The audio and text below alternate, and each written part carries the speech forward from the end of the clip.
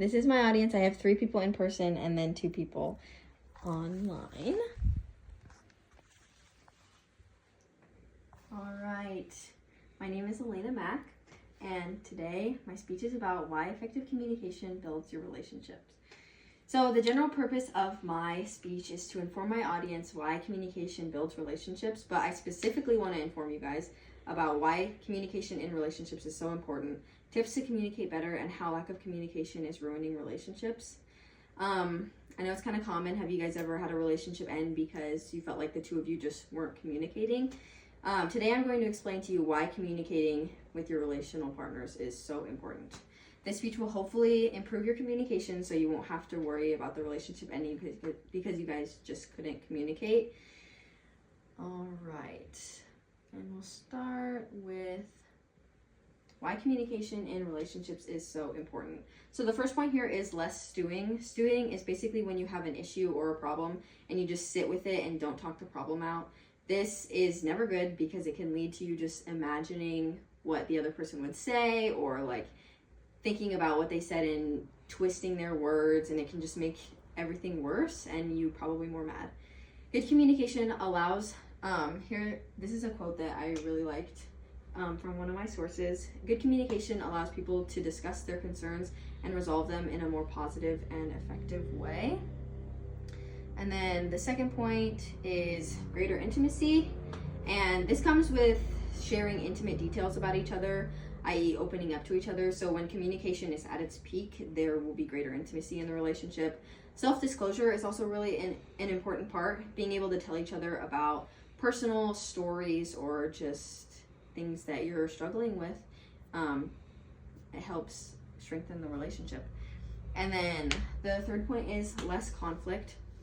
And communication in a relationship reduces and resolves conflict, hopefully, obviously, when it's used properly. When you communicate, it eliminates the cycle of misunderstanding and hurt feelings. All right, and then we'll move on to the second main point, which is tips to communicate better. And the first one is observation does not equal interpretation or evaluation. Observing scenarios while adding your interpretation and evaluation is not what you want to do. You want to try observe scenarios and just look at the facts, because a lot of times when you add your evaluation, it is fueled by emotions, which cannot always be accurate. An example of this would be a date arriving late. Really, it's just the date arriving late. You don't know that it automatically means that they don't actually care about this date, or they don't have it in a very high value. And then I now have a video for you guys to watch. Make me so mad because you're a selfish, narcissistic jerk. No, we don't have to do that. That's not healthy. We start with respectful, honest vulnerability. We make sure we have regulated ourselves and we aren't coming into this thing triggered. That doesn't mean we're not still angry. It just means that we aren't in a flooded state where there's smoke coming out of our ears. Then we take accountability for our feelings and we state the facts. When you made fun of me at the party, I felt rejected and disrespected. In the end, that's all we can do, and we should be doing that. We should feel safe to open up and share our heart with them, and they should want us to be honest about our feelings. They should want to know what's going on with us. They should want to keep short accounts with us. That means not letting resentment or distance build up and repairing any unintentional hurts. But if your question is how can I prevent them from shutting down or feeling attacked or attacking us when we tell them about our hurts, we can't. That's their job, not ours. You can't control. All right. The third point here is feelings do not equal thought. Communicating your feelings, you need to communicate your feelings, because if you don't, they can end up being buried, and an argument will most likely start from this, and it'll just boil over to like completely out of proportion. Understanding your emotions and expressing them in a non-judgmental way is super important, because obviously, like the video said, when you come across really judgmental and attacking the person, there is going to be no conflict resolution here. It's just going to be you guys are attacking each other. In the same example of a date being late, you could say, I noticed you were late and it makes me wonder if you're not very excited for this date, instead of saying, oh, I noticed you were late, obviously you don't care about me. It's not always like that. And then the fourth point is needs do not equal strategy. Expressing your needs and giving your partner time to think over if they can and want to meet them is really important, because if a relational partner can't meet those needs that you require, the relationship might not continue or just might not be a good fit.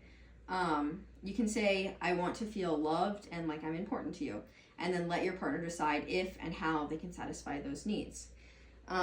This is an infographic for building relationships in a positive way, and then also in a negative way. So on the positive side, which will lead to bonding or like making it official, getting married, you can start off with initiation, just like a simple, it's nice to meet you, and then experimenting, like finding you guys' similar interests. Intensifying is like really starting to deepen the relationship and becoming more romantic with each other. And then integrating would be like making it official. Oh, we're dating, we're like exclusive together, and then it would lead to bonding in the end, which is marriage or forever partners. And then the opposite side of that would be differentiating, where you guys just end up going different paths. So it could start off with just like not vibing with each other's friend groups and just wanting to be separate all the time. And then it can lead to circumscribing, which is like, oh, I want to go do this. Yeah, you should, because we need to spend time apart. And that can lead to stagnation, where the relationship doesn't go anywhere and no ups and downs. And that will lead to most likely avoiding the problems, so you guys don't talk about it so they get worse, and it would most likely lead to terminating the relationship. And then the third main point is how lack of communication is ruining relationships.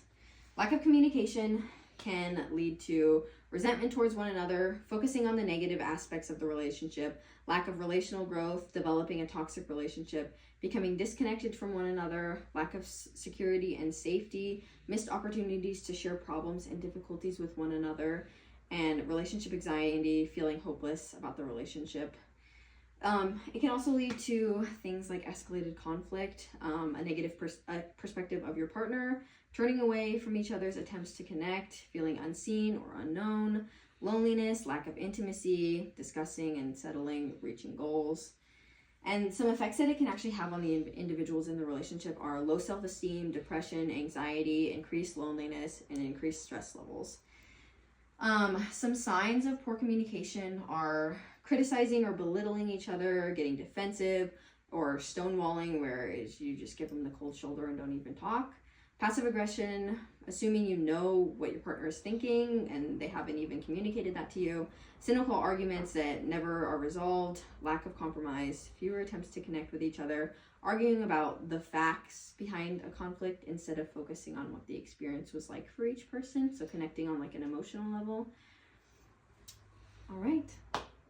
That is the end of my speech. Thank you for letting me tell you about communication between relational partners. Hopefully now you know the importance of communicating in the relationship, how it can ruin relationships if you communicate ineffectively, and why you should communicate with your partners. Do you guys have any questions? Awesome.